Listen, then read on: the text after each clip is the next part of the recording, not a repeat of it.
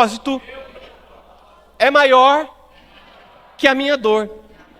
Você pode dizer isso mais uma vez? Vamos lá, o meu propósito é maior que a minha dor.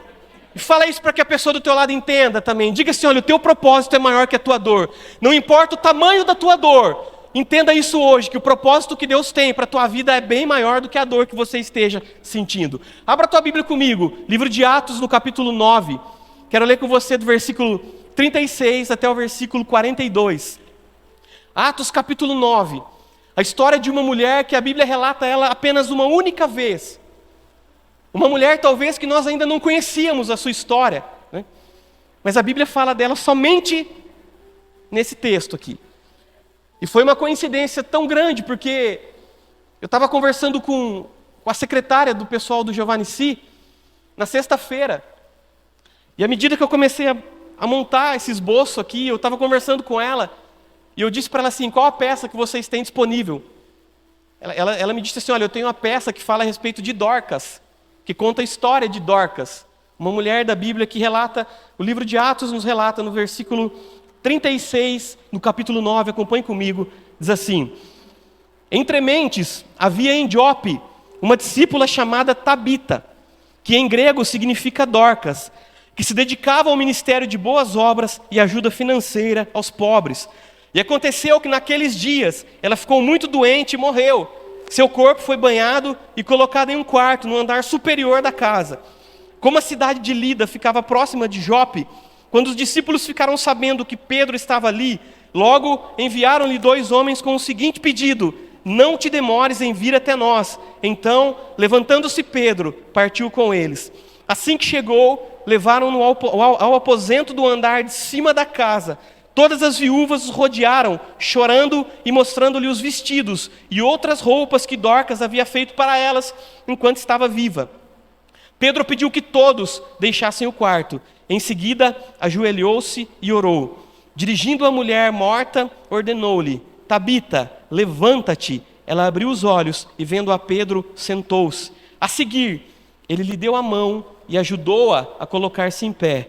Então, chamando os santos, principalmente as viúvas, apresentou-a viva. Este fato se tornou conhecido por toda a cidade de Jope, e foram muitos os que passaram a crer no Senhor. Amém? Você pode fechar um pouquinho os teus olhos? Por um minutinho, curvar um pouquinho a sua cabeça. Pai, em nome de Jesus, aqui está a Tua palavra. Palavra essa que é viva e que é eficaz. Palavra que tem o poder de nos alimentar e mudar a história da nossa vida. Que essa palavra nessa noite, Senhor, venha de encontro com a nossa necessidade, Jesus. Fala no nosso coração, esse é o nosso maior desejo aqui nesse lugar, Deus. Usa-nos como instrumento, dê entendimento para o Teu povo e enche-me de sabedoria, em nome de Jesus Cristo. Amém. Glória a Deus. O versículo 36, a Bíblia começa falando sobre Dorcas. E ela diz assim, olha, entre mentes havia em Jope uma discípula. A Bíblia já começa contando a história dessa mulher, dizendo exatamente aquilo que ela era, uma discípula de Jesus. Tudo que a Bíblia busca que nós possamos ser, tudo que Jesus sonha com que nós sejamos aqui nessa terra, para isso que Ele veio, para nos tornarmos discípulos dEle. Discípulo é aquele que procura se parecer com o Pai. Discípulo é aquele que segue as ordens do Pai. A Bíblia começa dizendo que Dorcas era uma discípula. Mesmo nessa mortalidade que nós vivemos aqui, nós como discípulos de Jesus, o nosso grande desejo tem que ser parecido com Ele. Nós que somos discípulos dEle. E é interessante quando a gente fala sobre discípulos. Hoje essa palavra não é muito usada, é mais usada a palavra seguidores, não é verdade? Hoje os pastores, eles não são questionados por quantos membros eles têm, quantos discípulos eles estão fazendo na terra, mas quantos seguidores eles têm nas redes sociais. Essa é a palavra correta. A quem que você está seguindo? Qual pastor que você está seguindo? Eu levo isso para a minha vida, para dentro da nossa casa. Se você pegar teu celular hoje, abrir uma das tuas redes sociais e colocar a lista de pessoas pelas quais você está seguindo, Será que se você começar a numerar uma por uma, você desejaria ser parecido com algumas daquelas pessoas ali? Acho que não. A maioria, não. Os nossos filhos. Quais serão os exemplos que os nossos filhos estão seguindo? À medida que eles passam tanto tempo assim, em redes sociais, em internet, em YouTube, não sei lá o que mais. Como que tem sido os exemplos assim para as nossas crianças? Chegar para o meu filho hoje, perguntar para ele assim: Vicente, com quem você quer ser? Quem você quer se parecer quando você crescer? Se ele falar para mim assim: pai, eu quero ser como Neymar, eu fracassei. Se ele me disser: pai, eu quero ser igual ao Lucas Neto, fracassei 10 vezes mais. Mas quem? Será que se perguntar para tua filha hoje, qual que é o teu exemplo na internet, ela vai falar: é a Virgínia. Quem que os nossos filhos estão seguindo, irmãos? Nós estamos fazendo deles discípulos de quem? É muito interessante que às vezes a gente costuma olhar apenas o exterior, né? E a gente procura seguir alguns exemplos, mas eu quero te dizer uma coisa, não sirva isso como um conselho, talvez. Mas quando passamos a seguir pessoas aqui nessa terra, a gente corre um grande risco na nossa vida, que é de se decepcionar com elas. Uma hora a gente vai se decepcionar. Mesmo que esses gurus, mesmo que essas pessoas, seja o Pablo Marçal. Num dia ele aprendeu a nadar, no outro dia ele estava ensinando o Aquaman a nadar. Mesmo que sejam pessoas como ele. Se nós decidirmos continuar seguindo pessoas aqui nessa terra, e o nosso exemplo, ele está baseado somente em gente, em ser humano, irmão, nós vamos se decepcionar. Vamos viver uma vida frustrada. E quantas pessoas não estão hoje sentadas no banco das igrejas? Por quê? Estava seguindo errado. Estava sendo discípulo de gente totalmente errada. Uma irmã me procurou quando meu pai estava no hospital. Falei aqui para vocês. Ela me mandou uma mensagem, me disse assim: eu fiquei sabendo que o teu pai está na UTI. Teu pai é o meu grande herói. Ela falou para mim. Só que eu me afastei da igreja porque eu fiquei olhando para as pessoas. Ela falou. Falei: que pena. E ela me disse: quando teu pai voltar, pode ter certeza que eu vou voltar para o banco da igreja. Eu falei: então volta correndo, não precisa nem esperar ele voltar. Volta correndo. Discípulos. Esse é o grande desejo do coração de Deus, para que nós nos tornemos aqui nessa terra, irmãos, discípulos. A Cíntia me chamou essa semana para ir assistir o filme do Aquaman. Falei para ela: não vou. Eu não vou ver o Aquaman. Um homem de 2 metros de altura, tem músculo até no pescoço, forte, loiro, cabeludo, de olho verde, azul, não sei. E a maior parte do filme ele me aparece sem camisa. Eu vou ver esse filme. Não vou. Vocês imaginam? Me coloquei nessa posição, 2h30 de filme, mais ou menos. Uma tela gigante. Eu fiquei imaginando minha esposa, olha para frente, o Aquaman, aí olha para o lado. Falei: não, eu não vou passar por essa vergonha 2 horas da minha vida, não vou me rebaixar a esse exemplo. Falei: não, pega o Vicente, vai com você. Vai você e o Vicente assistir o Aquaman. 2 horas de humilhação. Falei: não vou. Procura um outro filme que a gente assiste. Mas sabe que às vezes o que a gente olha não é nada daquilo que realmente é. Não é. Uma vez eu vi um outro ator de Hollywood chamado Vin Diesel. Eu assisti todos os filmes dele, do Velozes e Furiosos, adorava aqueles filmes. E o Vin Diesel parecia até com a sua voz modificada por computadores. Até que um dia o Vin Diesel foi fotografado na varanda da sua casa. E o Vin Diesel que a gente via no filme, pessoas que aparecem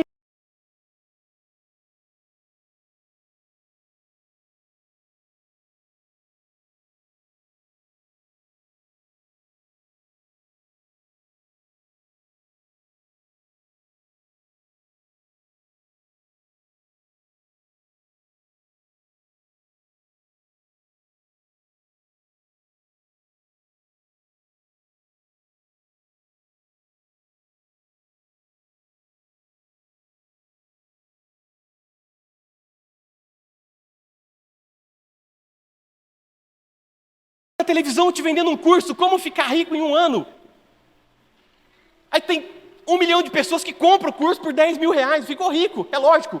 Ele vai te ensinar a ficar rico em 1 ano, como? Vendendo o curso que ele vendeu para você, que ele ficou rico, é obviamente. Mas eu quero te dar uma boa notícia. Mesmo que não tenham muitos espelhos aqui ainda, nessa terra, irmão, existe alguém em quem nós podemos colocar nele toda a nossa confiança, toda a nossa expectativa e segui-lo com força e com fé. Jesus Cristo. Ele não nos decepciona. Ele não nos decepciona. Está procurando alguém para seguir? Segue Jesus. Um pouquinho para trás aqui, a Bíblia conta a história de um paralítico chamado Enéas. E esse paralítico ele foi achado por Pedro no caminho. Pedro chega para esse paralítico e diz para ele assim: olha, 8 anos paralítico. Jesus, o Cristo, cura-te agora. A Bíblia diz que o homem pegou a sua cama e saiu andando. É um discípulo? Não é um discípulo. A diferença de um discípulo verdadeiro é que o discípulo ele não busca apenas as bênçãos como esse Enéas recebeu. Mas o discípulo, ele busca ser uma bênção, como Dorcas era. O que nós acabamos de ler? Ela parou, fazia túnicas, fazia roupas para todas as mulheres, gastava teu tempo, gastava tua energia, vivendo um pouquinho pelos outros e pensando um pouquinho nos outros. Sabe por quê, irmão? Porque ela era uma discípula. Oh, que exemplo de mulher! Uma mulher que usava grande parte do seu tempo, sabe para quê? Para marcar a vida das pessoas. Entendendo que estava aqui somente de passagem. São tantos poucos anos que passaremos aqui. Vamos marcar a vida de alguém? Sabe o que a Bíblia diz assim? Que quando Pedro chega naquela casa em que Dorcas estava, no andar de cima, as mulheres começaram a chegar com as roupas que Dorcas tinha feito para elas enquanto estavam vivas. E começaram a chegar com os presentes que Dorcas tinha dado. Uau! Chorando de tristeza e de saudade, talvez, de uma grande amiga que ela foi. Não sei, talvez uma grande mãe que ela tenha sido. Uma excelente filha. Sabe por quê? Porque marcou gente, marcou a vida das pessoas aqui nessa terra. Se for para viver e não servir, a gente não serve para viver. Conversando com o Lucas, me lembro aqui há um tempo atrás, Lucas, tenente do bombeiro, Lucas comentou comigo a gratidão que ele tem quando o bombeiro ele mergulha em um rio, resgata ali um corpo que foi vítima de afogamento. Um corpo mesmo, sem vida. Você está dando para a família a oportunidade do luto. Uma mãe poder enterrar o teu filho, talvez. Você imagina a dor que seria um filho que morre, não acha o corpo. Como que seria a vida dessa mãe? Eu me lembro que o Lucas me disse isso, ele falou, olha, a gente sente uma gratidão com isso. Quando você consegue oferecer esse conforto e esse consolo para uma mãe. Eu vi um vídeo essa semana, irmãos, que uma bombeira, ela consegue salvar uma criança vítima de engasgo. E o pai daquela criança, quando viu a criança viva de novo, respirando, o pai ele se ajoelhou na frente daquela bombeira. Não tem como agradecer. Não tem como. Sabe por quê? Porque existem pessoas ainda que gastam o teu tempo e a tua energia. Sabe para quê? Para marcar a vida das pessoas. Para marcar famílias. Eu fico olhando o relógio, eu gosto muito de relógio. Eu falo para a Cintia que se um dia Deus me der condições e dinheiro nessa terra, eu não vou colecionar nada, mas eu vou colecionar relógio. Eu amo relógio. O relógio ele nos ensina muitas coisas. Os ponteiros do relógio, ele nunca anda para trás. Você nunca vai ver um relógio andando para trás.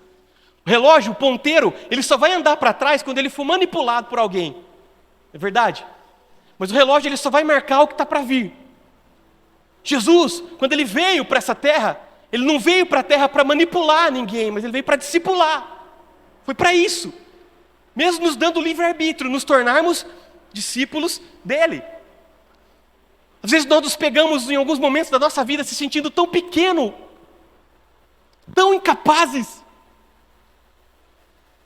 Olha para o teu relógio, você vai ver que o ponteiro menor, ele marca o maior tempo. E o ponteiro maior, ele marca o menor tempo. Mesmo sendo pequenos, menor talvez do que outras pessoas, você tem uma grande oportunidade de marcar o tempo e a vida das pessoas aqui nessa terra, irmão. Investe energia nisso. Investe tempo nisso. Gasta tempo marcando a vida das pessoas. Use teu tempo na terra para marcar a vida das pessoas. Comece pelas pessoas da sua casa. Comece pelos de dentro, senão não adianta nada. Marcar o mundo inteiro e não conseguir marcar os de dentro de casa. Não adianta nada ser um herói da porta para fora e o vilão da porta para dentro. Gasta teu tempo como pai, como mãe, como filho, para marcar a vida das pessoas. Vai ser fácil? Não vai. Você vai lidar com defeitos, com imperfeições. Você vai lidar com injustiças. Mas foi isso que Deus nos disse. O mundo não vai ser um mar de rosas. No mundo, 3 aflições. Mas Ele nos dá um alento e um refrigério. Mas tem de bom ânimo. Tem de bom ânimo. Mesmo em meio a perseguições, Jesus está dizendo, tem de bom ânimo. Mesmo em meio à dor, tem de bom ânimo. Porque eu venci o mundo. Isso que Deus está dizendo para você nessa noite. Talvez você chegou para esse finalzinho de domingo tão cansado, sobrecarregado, carregando um fardo tão pesado nas tuas costas. Talvez você chega para um culto como esse com o teu coração apertado, triste, não sei. Não foi a semana que você desejou ter. Talvez a fé de Dorcas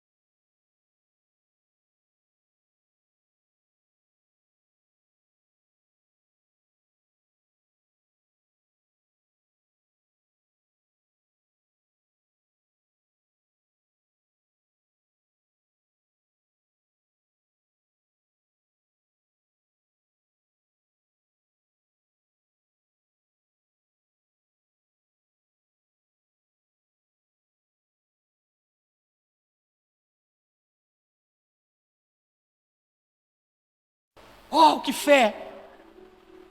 Fé é um negócio tão simples, mas ao mesmo tempo tão complexo, porque você não consegue ver a fé.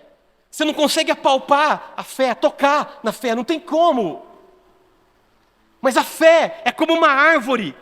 Você sabe que a pessoa tem fé quando ela dá fruto, quando essa fé ela é materializada em alguma coisa aqui nessa terra. Falar que tem fé? Uai, qualquer um pode falar que tem fé. Daqui a alguns meses, né, Gil? A gente vai ter eleição para prefeito e vereador. O que vai ter de gente de fé? O que vai ter de gente falando que acredita em Jesus. O meu lema é... Quê? Época de eleição aparece um monte de gente falando que tem fé, tem fé. Não tem como tocar, mas a fé, ela tem que ser materializada nessa terra em alguma coisa. A Bíblia me garante que a fé sem obras é morta. Não tem como. A Bíblia diz que aquela mulher, ela gastava o teu tempo costurando roupas. Qual o tipo de evangelismo que a gente está buscando, irmão? Às vezes a gente bota tanto desafio, tanta barreira para evangelizar. Eu não tenho tempo, eu não tenho dinheiro, eu não tenho como ir, não tenho como fazer. Eu estou diante de uma mulher que evangelizava com uma agulha de costura. Marcou a vida das pessoas costurando. Sabe o que é isso? É fé. Eu posso olhar, sabe como? Quando às vezes é preciso.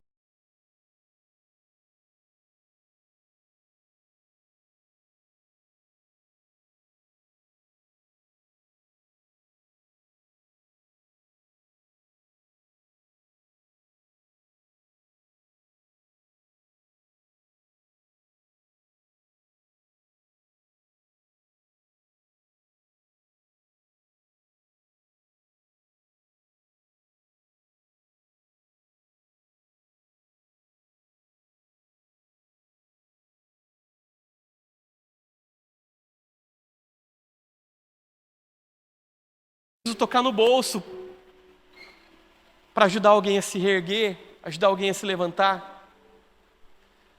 Nós precisamos materializar a nossa fé em obras. Conhece-se uma árvore pelos frutos. Eu sei que você tem fé. Eu sei que você acredita. Eu sei que você confia. Mas às vezes o que falta um pouquinho só é botar a mão na massa. Às vezes o que falta um pouquinho é sair da nossa zona de conforto e... Às vezes você tem condições para fazer financeiro e não tem tempo. Glória a Deus por isso. É fé materializada na terra. Usar a nossa fé em prol de gente.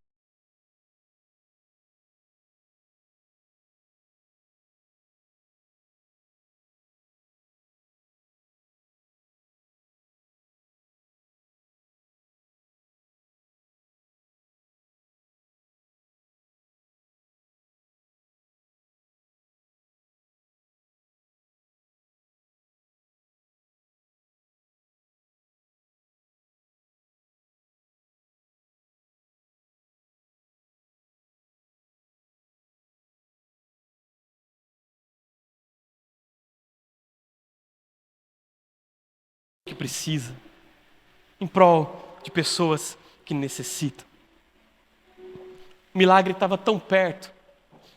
Sabe o que a Bíblia diz? Que Pedro ele estava na cidade vizinha. O milagre estava tão perto, tão próximo. Fala para a pessoa que está ao teu lado, olha, o milagre está tão perto. O milagre está tão próximo, o milagre ele está do teu lado.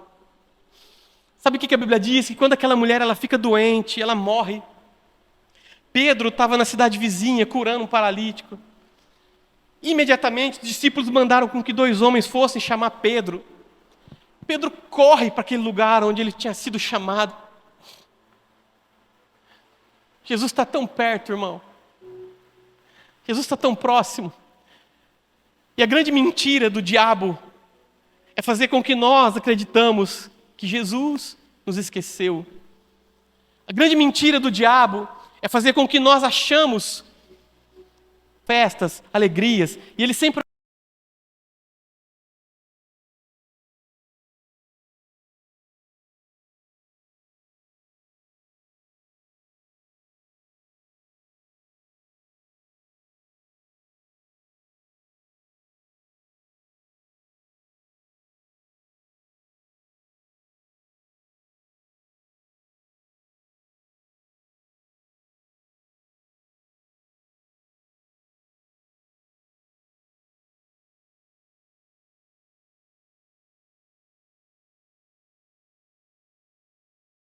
Olhava, olha a minha pegada e as pegadas do meu mestre, a pegada minha e do meu mestre.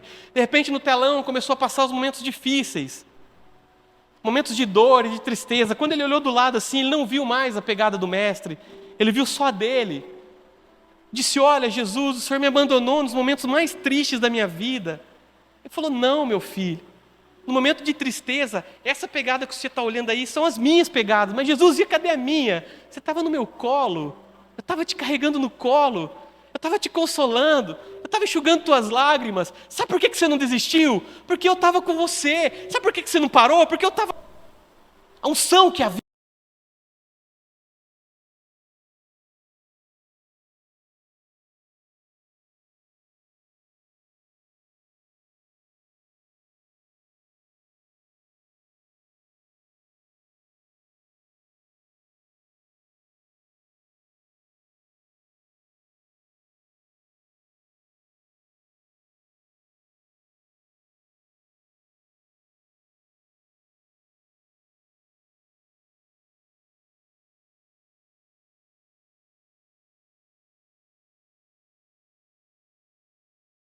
na vida de Pedro poderia salvá-la.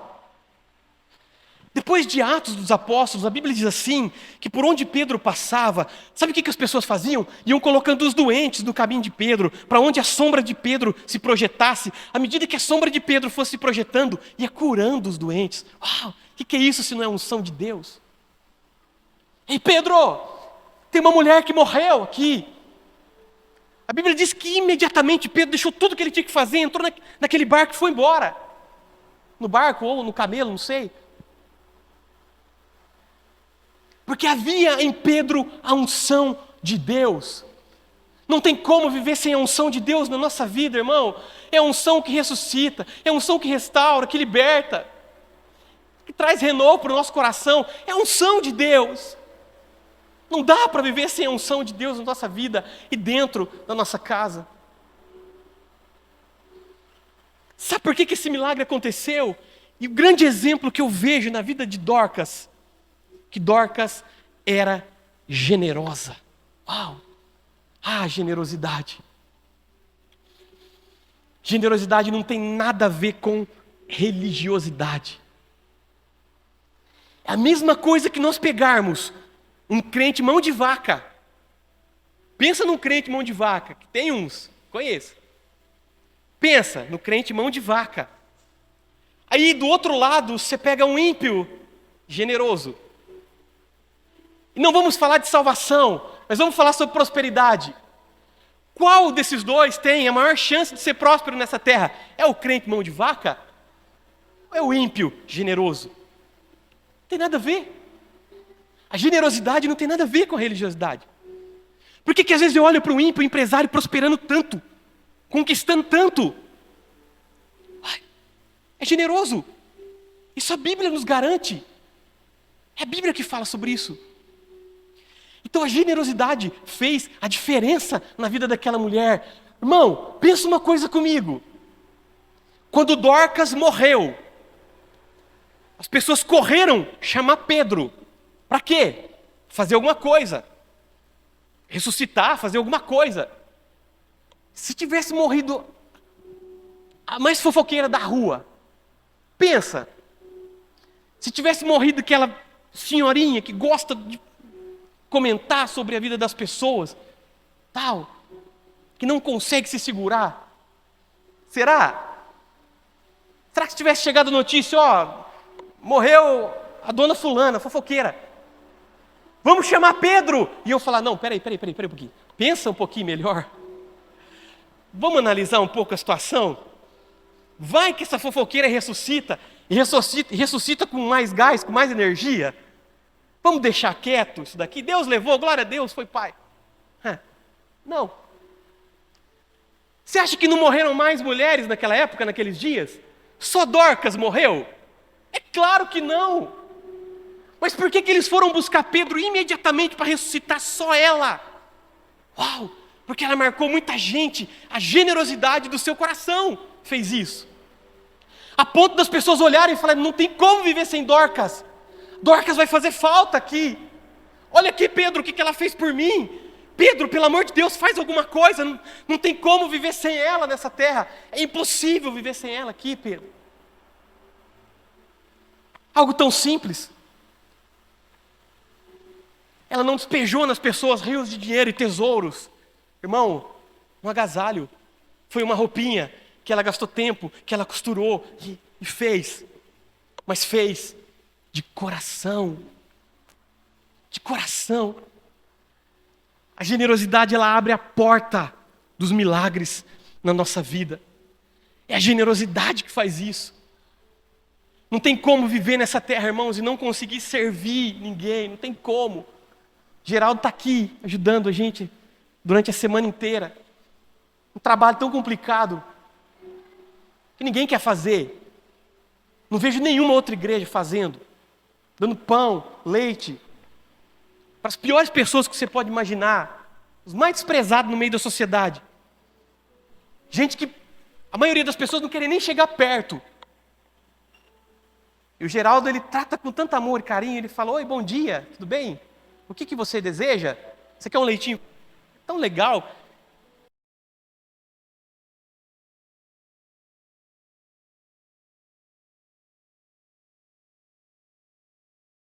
Esses dias um tinha saído da cadeia, né, Geraldo? Falou, eu vim buscar o Marrocos, né? Marrocos. Falou, eu vim aqui buscar o Marrocos. Geraldo falou, gente, o que é Marrocos? Dá uma revelação aí, Deus. Marrocos é o café da manhã na prisão, eles chamam de Marrocos. Acho que ele esqueceu ainda, que ele tinha saído. Falou, tio, vim buscar o Marrocos. Tá seu Marrocos aqui, né, Geraldo? É um trabalho tão difícil, que às vezes a gente chega, meu pai, na minha mãe, fala, para com isso, não dá retorno. Não dá retorno. Você está gastando tempo, energia com isso. Podia gastar em outra coisa. Para. Irmão, não tem como. Não tem como. Não tem como pegar um coração generoso desse aqui e pedir para ele parar de fazer. Não tem como. Eu já desisti. Vai, faz mesmo, pode fazer. A generosidade. A generosidade abre portas na nossa vida. A generosidade, ela abre porta das bênçãos. A generosidade, Dorcas, foi na hora.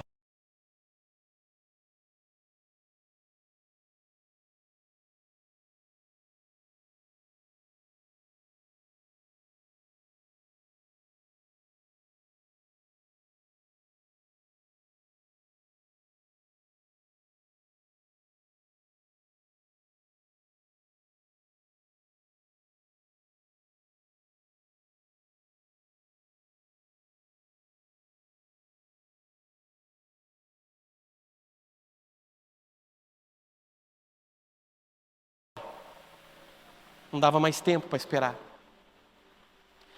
Tem milagre na nossa vida, irmão, que vai fazer com que você chore um pouquinho mais. Tem milagre que você precisa, que vai fazer com que você insista um pouquinho mais. Que até pareça que eles não vão chegar. Tem milagre na nossa vida que vai precisar de um pouquinho mais de tempo, de oração, de busca. E vai valer a pena. Eu tenho certeza que vai valer a pena. Mas tem milagre que é express. Pedro, Dorcas morreu. Imagina a notícia chegando para Pedro. Pedro, Dorcas morreu, era uma mulher muito generosa, que mudou a vida de muita gente, você precisa ir lá correndo para fazer alguma coisa. Pedro, o que ele fez? Imediatamente ele voltou com as mesmas pessoas que tinham ido buscá-lo, que tinham ido informá-lo. A Bíblia diz que imediatamente Pedro, ele volta. Sabe por quê? Não tinha tempo. Pode ser que o milagre que você precisa tanto, algo dentro da tua família que você tanto precisa, e já foram se passando o tempo, parece que não vai mais acontecer. Pode ser que hoje seja o dia que Deus vai virar a agenda da sua história, como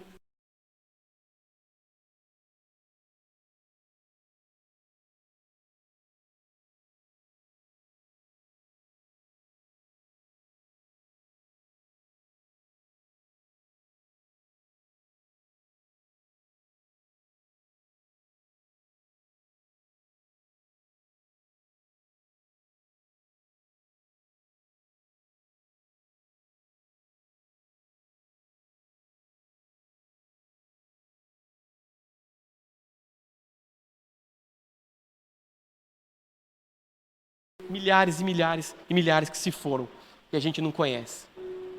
Dorcas não. A generosidade abriu portas para relacionamentos.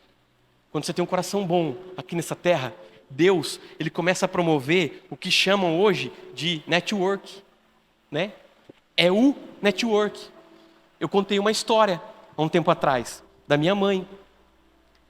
E a minha mãe, ela fez um network muito inteligente. Minha mãe começou a frequentar um pouquinho mais o shopping, que ela não gostava de shopping. E eu estou vendo que ela não está aqui, eu posso contar. Ela começou a ir um pouquinho mais no shopping, começou a pegar aqueles ursinhos das máquinas, sabe? Mas não eram os ursinhos pequenininhos, eram os grandão, da máquina grande. E ela começou a pegar, e ela fez amizade com a mocinha da máquina. A mocinha que mexe os bichos na máquina. E algumas meninas que tinham alguma necessidade, minha mãe falou, não, eu vou ajudar essas meninas, sem nenhum interesse, é lógico. Minha mãe ia lá no shopping e falava, olha, você está com fome? Falou, ai tio, eu estou com fome, não jantei ainda. Vou usar o dinheiro da janta para ir embora. Minha mãe ia lá, pegava um lanchinho do McDonald's, levava para ela, pegava um suquinho, levava para ela. A minha mãe construiu um relacionamento com a mocinha que mexe na máquina. É o famoso network. E a mocinha, né? Essa parte eu nem vou pôr na internet, porque o dono da loja de bichinho conhece ela. E ela começou a construir esse relacionamento, fez amizade com as mocinhas. Hoje elas são amigas, né? E às vezes a minha mãe quer um urso específico, grandão, ela fala, preciso daquele. Ah, a senhora precisa? Tá bom, vou lá, vamos pegar um urso. Pô. Facilitou um pouquinho a vida, né? Mas o que é isso? Foi o network. É o que a generosidade faz, abrir portas para relacionamentos nessa terra, na nossa vida. A generosidade vai fazer com que Deus apresente pessoas para você. Pessoas que vão te ajudar, pessoas que vão te promover. A tua generosidade vai fazer com que Deus apresente pessoas para você que vão te levar a lugares que você achou que você não ia. Mas você vai. O coração generoso muda a história da nossa vida. Em último lugar, o propósito é maior que a dor. O propósito que Deus tem para nós, ele é maior do que a dor. Mesmo que a dor seja tão grande como é.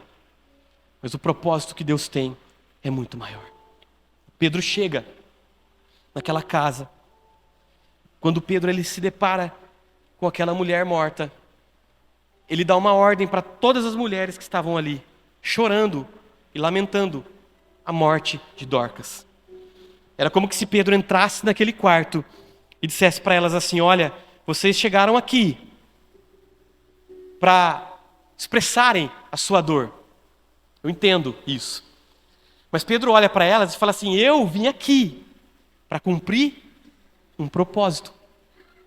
E como o propósito é maior do que a dor, eu peço que todas vocês se retirem um pouquinho desse quarto. Sabe o que a Bíblia diz, irmão? Que Pedro ele chega diante daquela mulher ali. Primeiro ele se ajoelha, depois ele ora. Não tem como viver milagre na nossa vida sem clamor e sem oração. Primeiro ele ajoelha, ele ora, ele olha para aquela mulher e diz para ela assim, levanta-te, levanta-te. A Bíblia diz que a mulher abriu os olhos, mas ela ainda não se levantou. E a Bíblia diz que ela abriu os olhos e ela sentou-se. Sabe o que a Bíblia diz? Que Pedro segura nas mãos dela e coloca ela de pé. Uau! Que milagre! Que Deus é esse que nós servimos? Que unção é essa que nós temos? Que Ele mesmo disse que se cremos, faríamos coisas maiores das que Ele fez. Uau! Que Deus é esse? No momento em que Ele disse para ela assim, levanta-te. Eu imagino que a doença que ela teve, que levou a ela à morte, causou um cansaço tão grande, que ela não tinha força para se levantar. E às vezes é assim que nós nos encontramos em alguns momentos da nossa vida, irmão. Eu não tenho força para se levantar. Deus, não dá mais, eu não consigo me levantar, eu não tenho força. Deus está falando para você nessa noite, meu filho, levanta daí de onde você está. Mas eu não tenho força, eu não consigo. Mas Ele segura nas nossas mãos, irmão. Ele te ajuda a ficar de pé. Ele te ajuda a se levantar. Você chegou para um culto como esse, talvez morto, cansado, sem expectativa, sem esperança. Em nome de Jesus, pode ser que você precisa que Ele te chame pelo teu nome hoje. Ô Tabita, levanta. Pode ser que Deus vai te pegar pela tua mão hoje. Fala, ei meu filho, levanta. Chega. Acabou o tempo de curtir o luto, de chorar a tristeza. Levanta-te. Eu aprendi a minha vida inteira com meu pai. A minha vida inteira eu aprendi. Você tem que tirar força da fraqueza. Você tem que tirar força da fraqueza. Mas eu estou tão fraco. Você tem que tirar força da fraqueza. A vida inteira eu aprendi isso com ele. O jogo virou. Eu tive que chegar nele um dia e falar: o Senhor me ensinou a tirar força da fraqueza. Vamos embora. O Senhor é forte. Levanta. Você quer ver milagre na sua vida, milagre na sua família, irmão? Em nome de Jesus, mesmo cansado, sem força, nessa noite, levanta. Levanta a tua cabeça. Não para. Deus não te mandou parar. Deus não te mandou desistir. Para chegar a cumprir o propósito na nossa vida, irmão, tem um processo que dói, que dói, que dói. Tem um processo que vai fazer sangrar, chorar. Mas você vai alcançar o teu propósito.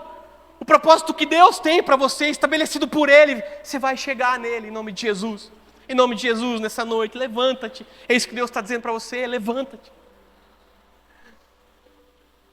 Esse mesmo Pedro, cheio da unção. Esse mesmo Pedro, o Pedro dos milagres. Esse mesmo Pedro, há um tempo atrás, depois de uma noite tão cansativa de pescaria, sem pegar nenhum peixe, nada. E a Bíblia diz que Jesus estava ali na praia, ensinando, pregando para as pessoas. Todo mundo começou a apertar Jesus ali. Até que Jesus olhou e tinha um barquinho. A Bíblia diz assim que Jesus ele entra naquele barquinho, e daquele barquinho ali, ele começa a ensinar as pessoas. Mas aquele barquinho era de um homem chamado Pedro.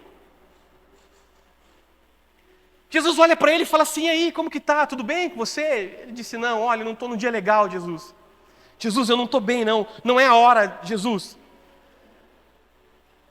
Mas o que aconteceu, Pedro? Uma noite inteira não pescamos nenhum peixe. Nada na nossa rede. Pedro.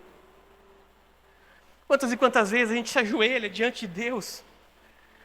Irmão, tem dia que eu dobro meu joelho na minha casa para orar, ou eu estou orando dentro do carro, ou debaixo do chuveiro, não sei. Que eu não sei nem o que falar para Deus. Tem dia que nas orações a gente não sabe nem o que pedir para Ele. É assim. Sabe o que Jesus disse para ele? Ele fala assim: Pedro, joga a rede um pouquinho mais fundo, Pedro. Pedro, mergulha um pouquinho mais fundo, Pedro. Você está no raso. Você está com um pensamento tão pequeno. Você está no raso, Pedro. A Bíblia diz assim que Pedro já estava lavando as redes. Estava pronto para desistir, pronto para parar. E a Bíblia diz assim que Pedro, ele diz: olha, Jesus, a gente pescou a noite inteira, tentou a noite inteira, não pegou nada, mas diante daquilo que o Senhor está me pedindo, eu vou jogar a rede. Você conhece a história, irmão? Pedro levou o barco um pouquinho mais fundo, onde Jesus tinha ordenado, ele jogou a rede. Ele não suportou puxar aquela rede, de tanto peixe que saiu daquela rede. Uau! Sabe por que ainda não aconteceu as coisas na nossa vida? Porque a gente está no raso. A gente está no raso. Estamos querendo ser abençoados, pescar no raso. E Deus, em todos os momentos, Ele está pedindo: olha, mergulha um pouquinho mais fundo. Vai um pouquinho mais fundo em mim. Em nome de Jesus, eu queria que se você puder curvar a tua cabeça um pouquinho, fechar os teus olhos. Eu queria orar por você nessa noite, eu queria que você entendesse. Em nome de Jesus, irmão, eu queria que você entendesse hoje que o propósito que Deus tem para você, ele é maior do que a tua dor. O propósito que Deus tem para você é maior do que a tua dor. Independente da dor que você esteja sentindo hoje. Às vezes você vai fazer um retrospecto da tua vida. Você vai falar, olha, eu passei